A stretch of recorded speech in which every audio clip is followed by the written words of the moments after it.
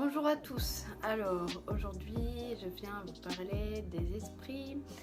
Je vous ai pas tout dit. Pour ceux qui ne me connaîtraient pas, je m'appelle Alexandra, j'ai 33 ans et j'ai fait un AVC à 22 ans. Je suis toujours aphasique, c'est-à-dire que j'ai un trouble du langage, mais ça va mieux. Deuxième point, je sais pas comment pensent les gens qui disent que les esprits, ça n'existe pas. On n'a pas de preuve que ça existe, ok. Ils n'en ont pas fait l'expérience. S'ils en avaient fait l'expérience régulièrement, je peux te dire qu'ils commenceraient à changer de vision de voir. Et ils sont fermés, ils pensent que l'homme c'est le meilleur sur Terre. Ils se coupent à tout ça. Pour moi c'est triste. Il y a plein de trucs illogiques sur Terre. Donc moi j'ai fait des expériences, j'ai vu des esprits et j'en vois toujours. Je pose le contexte. Mon lit avant, il était en mezzanine, non? Oui, au-dessus d'un canapé et il était en bois. Ça se passe toujours le soir, enfin toujours dans la nuit, mes visions. Mais c'était pas une vision là, le soir ça a commencé, le lit a commencé à trembler. J'ai mis ma main sur le bord du lit et je sentais trembler sous ma main et il y a une interne je suis allée à l'hôpital pour voir le neurologue spécialisé dans le syndrome Gilles de la Tourette. C'est celui qui a accompagné la neurochirurgienne pour me faire l'opération. Si vous savez pas que j'ai été opérée, je vous mettrai une vidéo en description pour aller voir comment j'ai été opérée et qu'est-ce qu'ils m'ont mis dans le corps. Mais maintenant j'ai tout enlevé en janvier 2020. Et elle m'a dit, l'interne qui allait être neurologue m'a dit vous avez eu un petit tremblement de terre. Je vois pas pourquoi, parce que ma mère était dans la maison aussi et j'étais dans la maison de ma mère parce que j'avais 17 ans et elle n'a pas senti de tremblement de terre et il n'y avait que mon lit qui bougeait, il n'y avait pas tout qui bougeait, vous voyez. Ensuite elle m'a dit c'est sûrement à cause de vos neuroleptiques. Alors c'est vrai que les neuroleptiques, ça peut entraîner des visions, des hallucinations. Donc j'ai gardé ça dans un coin de ma tête et lorsque j'ai arrêté d'en prendre, donc après mon opération de syndrome, j'en ai vu encore et j'en vois encore maintenant. Alors que ça fait, je sais pas, 14 ans que j'ai arrêté les neuroleptiques. Et je vous ai pas tout dit sur ce que j'ai vu, j'avais peur. Donc je vous replace le contexte, c'est long comme introduction. On a joué au jeu de Ouija, très bonne idée, sachant que c'est déconseillé partout. Nous-mêmes on l'avait entendu, mais on l'avait voulu quand même parce qu'on aurait plein d'adrénaline en jouant ça.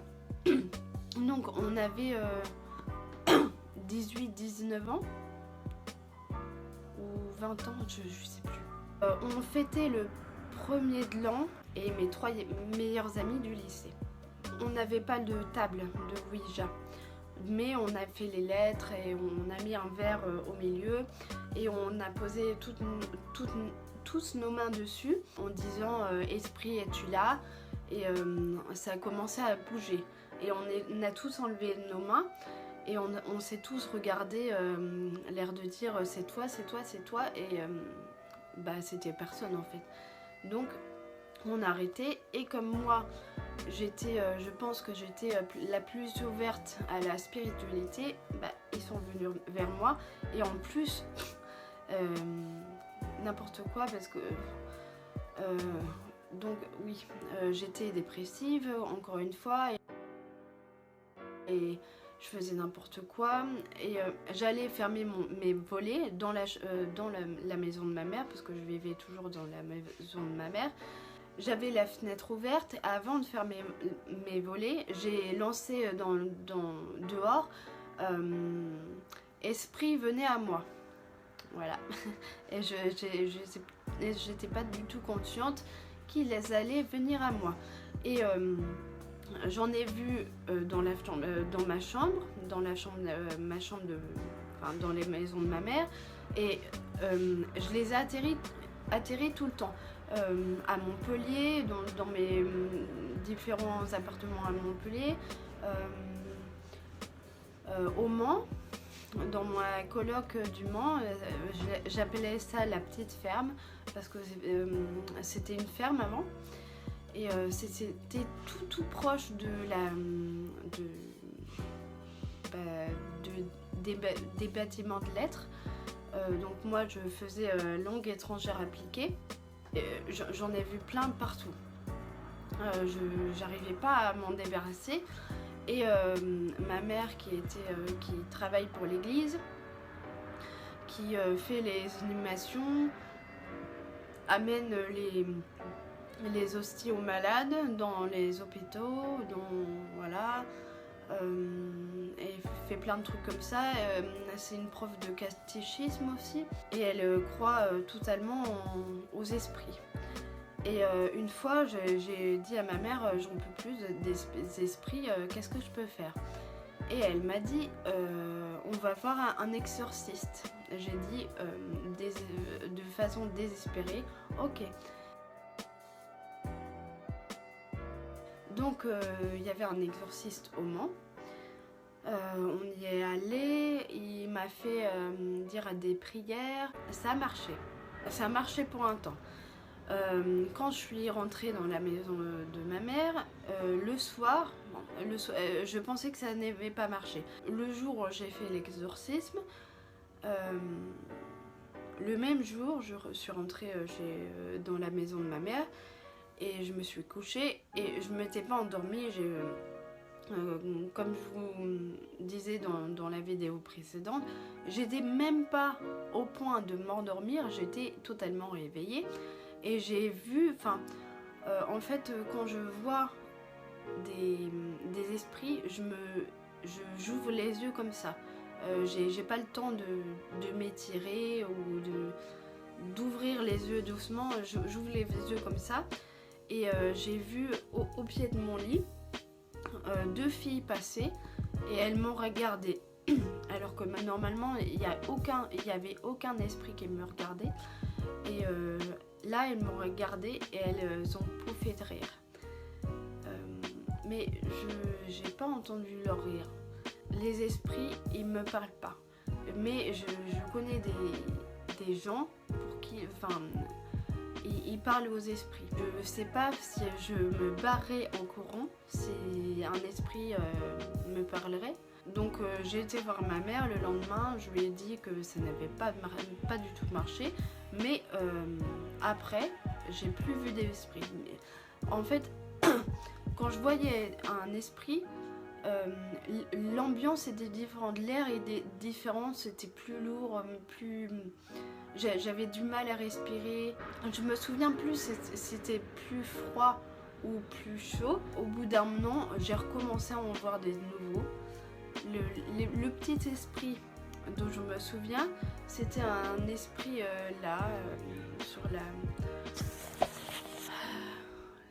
sur le meuble là. Et il était petit, il était comme ça. Et il était noir, il bougeait, ça faisait comme s'il avait une crise d'épilepsie, mais il bougeait vraiment vite. Et moi je l'ai regardé comme ça pendant 1 minute. Ça fait 6 mois, ça fait un petit peu plus de 6 mois que je l'ai vu. Et il y a 3 ans, j'étais dans l'autre maison, dans ma dernière maison. Je me suis réveillée. Je vous rappelle que c'est que la nuit, que je les vois. Il y avait un lustre un lustre, oui, en haut. Et j'ai vu, non, j'ai pas vu un esprit, mais il y avait un pendant. Il y avait un truc qui pendait,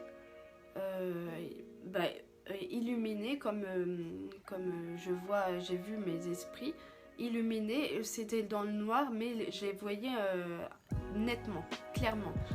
Et j'ai donné un coup de coude à David, mais j'arrivais pas à parler. J'ai pu dire un mot, je me souviens plus duquel. J'étais pas paralysée, hein, mais je pouvais pas parler. Je pouvais pas parler. Il s'est réveillé, il a attendu que je parle. Donc, j'ai pas parlé, il s'est rendormi. J'en ai vu d'autres, mais je saurais pas vous décrire lesquels. J'ai senti une atmosphère différente. Ça me fait plus peur. Comme maintenant je déprime plus, j'en attire de moins en moins. Enfin, j'en attire moins, mais j'en attire toujours. Les esprits mauvais, c'est comme les pervers narcissiques, ils se dirigent plus vers les gens qui ont un problème, qui ont une faille, qui ont une vibration basse.